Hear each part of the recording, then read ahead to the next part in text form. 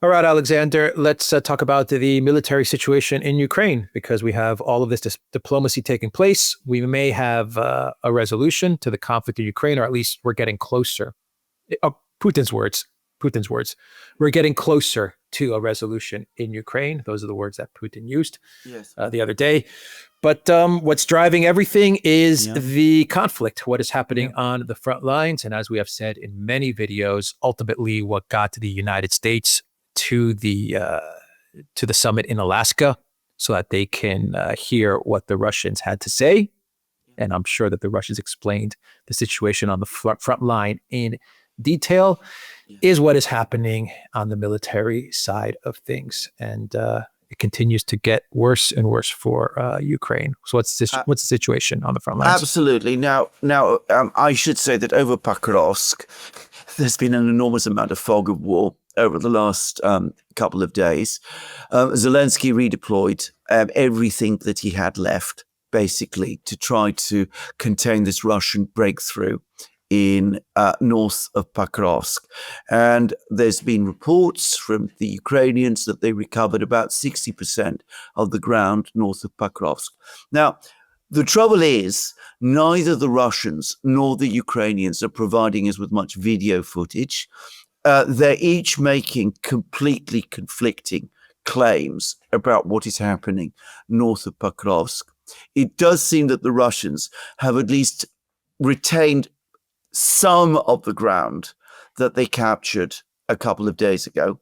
And of course, what Zelensky has had to do in the meantime, in order to prevent a collapse in Pakarovsk, which he clearly doesn't want at this time, because obviously this is a politically sensitive moment for him. He doesn't want to lose Pakarovsk at a time when he's involved in very difficult negotiations with the Americans. And he wants to tell Trump that what Putin allegedly told him, that there's no sense in the Ukrainians clinging on to Donbass, because before long, Donbass is going to fall under the control of the Russian army anyway. Anyway, Zelensky's been busy saying that this isn't true, that Putin is lying, that this is all bluff, and that in fact Ukraine is still holding its ground in Donbass. So he redeployed, according to some reports, 6 brigades to the Pakarovsk front to try to prevent this Russian breakthrough. And of course, what he's done, whether he's succeeded in containing the breakthrough or not, or recovering ground, is that he's losing ground everywhere else. So there's been, the Russians have now broken, apparently, into Constantinovka itself. This is a much bigger, it's a bigger, more important town in some ways than Pakarovsk, to the east of Pakarovsk. I say it's more important because it's the southernmost town of the Slavyansk, Kramatorsk, Konstantinovka conurbation. If the Ukrainians lose it, then, as I said, the Russians are much closer to a position where the Ukrainian lines in Slavyansk and Kramatorsk, which are the key ones, are the key fortified towns there, where the Ukrainians would lose those. And the other thing is that the Russians appear to have achieved a major breakthrough further north in the Siversk area.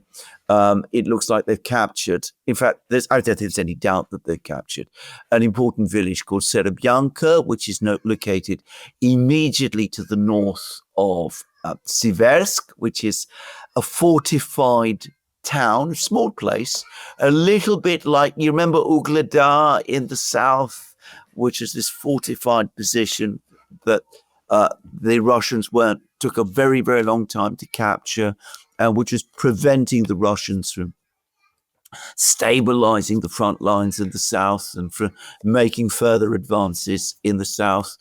Siversk has fulfilled the same role in the north. It's located on a hill, which makes it difficult to capture, and it dominates the surrounding landscape. But now what's happened is that the Russians are on all sides of Siversk, and they're very close to Siversk, and they have probably now cut the roads leading into Siversk. So it looks like over the next couple of days, the Russians will attack Siversk, at which point it could fall. And of course, Siversk is located very close to Slavyansk. If you look at the map, it's very much part of the outer northern defense lines for Slavyansk. And it's a little to the east of another town, which is called Liman, which the Russians briefly controlled in 2022, but which they lost during Ukraine's Kharkiv 2022 offensive. The Russians have apparently captured all the main villages to the north and east of Liman.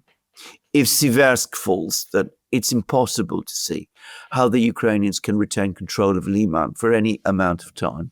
And if the Russians capture Liman, Liman is the high ground for Slavyansk, just as Chasiv Yar is the high ground for Kramatorsk and Konstantinovka. So the Russians would be in a very, very strong position to attack to attack Slavyansk. And further north still, and this morning, there is news that the Russians are gaining more and more of Kupiansk. There's been a big battle for Kupiansk. Kupiansk also, it's in Kharkiv region actually, is about to fall. If the Russians capture Kupiansk, the territory the Ukrainians recaptured in the Kharkiv 2022 counteroffensive will start to be lost, and that will bring the Russians closer to Slavyansk as well. So you could see a stabilization, a possible stabilization, because we don't really know what's going on in Pakarovsk at the moment, a possible stabilization, a temporary stabilization in Pakarovsk, because the Ukrainians don't have the means to stabilize fully the situation in Pakarovsk. Even if the Ukrainians have slowed the Russian advance there and recovered some ground over the last couple of days, the Russians will recapture all this ground eventually, probably within the next couple of weeks. Anyway, a temporary stabilization in Pakarovsk intended for political reasons. Yeah. Is weakening Ukrainian positions everywhere else and is bringing closer the moment when Ukrainian resistance across Donbass collapses. Yeah, that's the summary of the conflict for Ukraine, how Zelensky has been going about this conflict. Everything's about media and PR and optics. Yes. Yeah. So basically, he's let's say he has stabilized Pakarovsk. Let's just say that it's been stabilized now. So he stabilized Pakarovsk in order to convince the Trump White House going to the meetings that he's having with the Trump administration, to convince them that it's not as Russia was telling you in Alaska. You see, I've stabilized Pakarovsk. Putin was telling you that Pakarovsk is about to fall. So Putin is a liar. I'm telling the truth. Give me money and give me weapons. That's pretty much the message that Zelensky wants to get out there. But he's done this at the expense of everywhere else. Exactly. And so, Pakarovsk may be stabilized, but now you have 3 or 4 other regions where the Russians are advancing. Yes. That's the situation, right? Exactly. That is exactly the situation. You because plug up one hole and the other holes with the water. Exactly. The other thing he's doing again, which he did in Kursk, by the way, is that he's burning up his reserves. I mean, he deployed many of his best troops to Kursk region, and that weakened the Ukrainian army significantly overall. Now, the Ukrainian commentators have been saying this. Bezuglaya is all over this issue. But there are other Ukrainians say this as well, that Kursk was a disaster and that it basically destroyed most of Ukraine's strategic reserve. But the same is playing out in Pakarovsk, because apparently the brigades that have been assigned to stabilize the situation in Pakarovsk were not just the units that were Ukraine's remaining reserve, but apparently, and I've read this from Ukrainian sources, they were the units that had been earmarked to defend Kiev if the Russians ever made another attempt to capture Kiev again. So anyway, but that's what he does. It's always the way. He trades He's always trading away time in order to give himself space. He wants to hold on to ground, even if ultimately that weakens his overall position. At a time when everybody acknowledges that the Ukrainian army is desperately short of men, he is throwing away more men, of whom he has fewer and fewer, in battles in places like Pakarovsk, which he cannot ultimately hold. Yeah, for the Russians, the attrition continues. Exactly. Yeah. And the reason that Zelensky wants to hold on to, why he wants space and why he wants to hold on to the territory is once again because of the optics, the media, the PR spin. He cannot be seen as losing territory because the entire conflict for the West, and we said this pretty much in our first videos, going back three years ago, the West has defined this conflict as gaining territory. You're losing territory, you're losing the conflict. You're gaining territory, you're winning the conflict. You see, we've had the great Kherson counteroffensive and the great Kharkov counteroffensive. Let's pour more money into Ukraine because we're gaining territory. While the Russians were saying, go ahead and grab these empty fields as we annihilate your military. Exactly. And the same for Kursk. I mean, why did Ukraine go into Kursk? At first, it was the risk that Zelensky took, the gamble that he took to try and get the power plant. When that failed, instead of leaving and calling it quits and saying it didn't work, this seizing of the power plant failed, so we're out of Kursk, right? He didn't do that. No. He decided to double and triple down and send more troops into Kursk and to try and hold on to that territory because he could not be seen, but it cannot be seen by the collective West as if he tried to go for this operation, this mission to capture Kursk, and he failed, and then the collective West would be upset with him. So what did he do? He changed the story around, and he turned it into an incursion and an invasion of Russia, and we're going to get this territory in order to leverage it over Putin. And he created this whole narrative, this whole fiction in his head. The West went along with it, and now we see the results. And the same thing's happening now in Pakarovsk, or at least he runs the risk of having the same thing happen in Pakarovsk, which for the Russian military is, I think they're fine with that. Yes. Exactly. Yeah, I don't think they have a problem with. Indeed, absolutely. I don't think they have any problem at all because, from their point of view, as I said, you correctly say, it is attrition. They've always fought this war as a war of attrition. And by the way, what you said about the West, or at least I think they do understand it sort of now, because it's becoming increasingly clear what attrition is indeed doing to Ukraine. But some of them at least still go along with this. So the British Defence Ministry has just published a bulletin, as it always does, in which it says that at the current rate of advance, it would take the Russians 4 years to capture the whole of Donbass. They say this even as article after article pours out of Ukraine, admitting that the Ukrainian army is in an absolute crisis, that it has run out of men, that it is running out of equipment. And scandalously, as a British journalist confirmed on Times Radio that a British official told him last year that Ukraine is losing the war. Yeah, you know what it is, though, Alexander? And we've also said this in past videos. We've talked about this. Yeah. For the West, the issue of territory is easy to sell to the people. Yes. For the UK, it's easy for them to sell to people in the UK who are not following the war in detail. This is a map. Look at Russia's advances. You see it hasn't been much. So let's keep on sending your money to Ukraine because Russia's not making progress.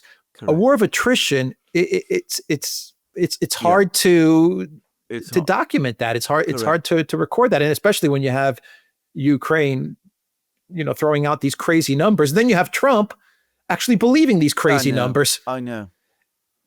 So it's hard to visualize that for a lot of people that are not following the war in the detail that we are or our listeners are.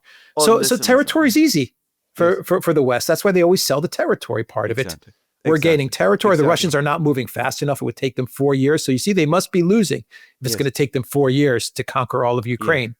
Yes. They don't talk about the principles, everything behind the way Russia's conducting this war. They don't want to even go there. Yes. In fact, and in practice, it's not going to take 4 years or anything like that, because we're actually quite close to that point now. I mean, to repeat again, Pakarovsk will fall. I mean, it's only a question of time, and probably not that much time. If Pakarovsk falls, and Seversk falls, and Kupiansk falls, and Konstantinovka falls, then ultimately we're down to 2 cities: Slavyansk, Kramatorsk, and then that's it. And then the way is open for the Russians if they choose to advance all the way to the Dnieper. Now, we have been making this point, by the way, again, for the last 3.5 years, that it's these line of cities, that it's Donbass, that is the major fortified line.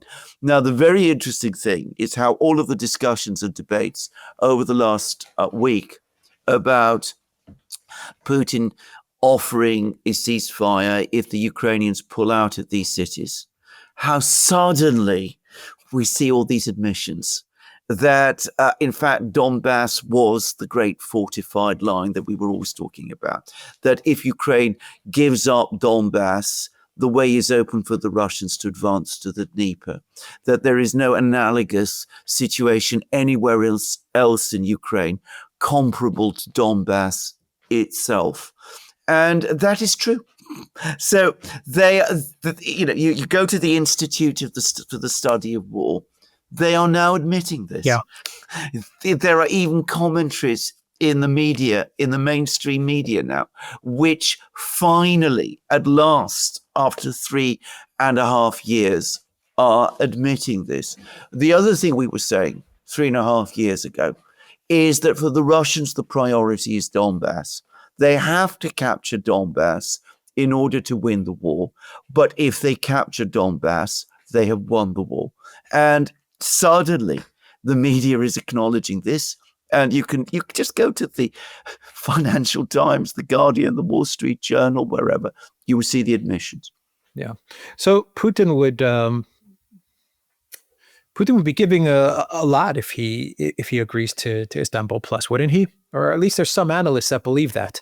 I mean, if you're winning the war and if you're accomplishing your goals the way Russia is accomplishing their goals in this war, and you're obviously winning, everyone knows you're winning, or Bond has said you won, right? Even Trump and the Trump White House is pretty much acknowledging that Ukraine has lost, or that Russia has won. I mean, that's pretty much what Trump is saying in his messages. We need to get to a deal because the military situation is just catastrophic. That's why we are here. That's why we're at this point. For Russia, Putin is really he's giving quite an off ramp to the United States. He's giving an enormous off-ramp to the United States. Now, I'm going to say something. If the West and Ukraine had accepted Istanbul Plus when it was first offered in June 2024, I think it would not have been a difficult sell for Putin to make to the Russian elite and to the Russian people.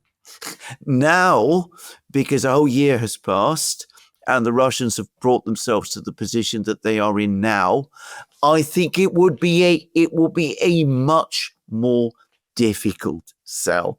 There was this meeting that happened in the Kremlin after Putin came back from Alaska, in which he talked about how we're closer to a settlement.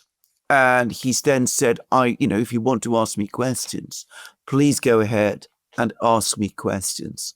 Now, that almost tells you that there is dissension about this, that there are some people in Moscow who are saying to themselves, why are we still even talking about Istanbul Plus?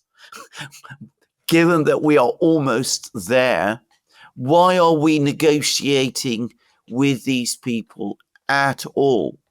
We've seen that the sanctions and the tariffs were a bluff. We see that the military situation is overwhelmingly favorable to us. Why don't we just go ahead and break the Ukrainians in the Donbass and advance to the Dnieper and dictate harsher terms. Now, Putin's response, and you can almost see the debate, you can almost get the sense of the debate going on. Putin's response is, well, let's look at the bigger picture. Let's look at Europe. When he was in Anchorage, in his press conference, he talked about we need to restore the security balance in Europe and the security balance globally. We need to discuss the security architecture of Europe. And Trump seems to be prepared to talk about that. And that's what we should work towards. That's what I said when I spoke to the foreign ministry back in November 2021, before the conflict even began.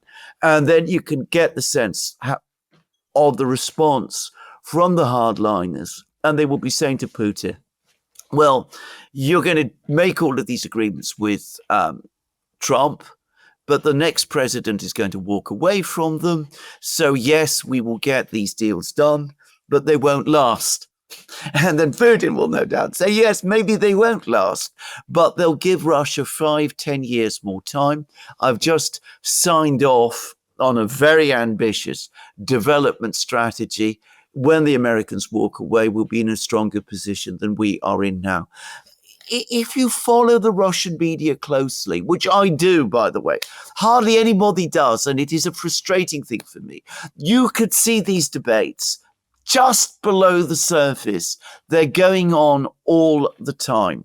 But to come back to your point, Istanbul Plus would have been an easy sell in June 2024 if the Biden administration and Zelensky and who was it, Sunak at that time had gone along with it. Fat chance, by the way. But it would have been easy sell then. It's going to be a very difficult sell now. Well, it's been on the table for over a year. So it's been on the table for over a year. Exactly. Yeah. And now things are really picking up for the Russian military. The momentum is really swinging in the Russian military. It's completely swung in the Russian military's. Exactly. Yeah. So I mean, you can almost sense. I mean, if you read the Russian media, even the official media, you get the sense of these debates. I mean, I understand and they're going on all the time. I understand where Putin's coming from when he says it gives us 5 or 10 years, even when the United States has elections and then they walk away from these deals, which they will. Yes. Eventually, the West is going to break these deals as they always do. Yes. You know, every time they say Russia doesn't honor the deals, it's projection. Yeah. We know this from our experience. Everything they say is projection. Exactly. Right. So we know every time they say Russia doesn't honor deals, that means that the West doesn't honor deals. We know that. Yes. So Putin, buys 5, 10 years, 15 years.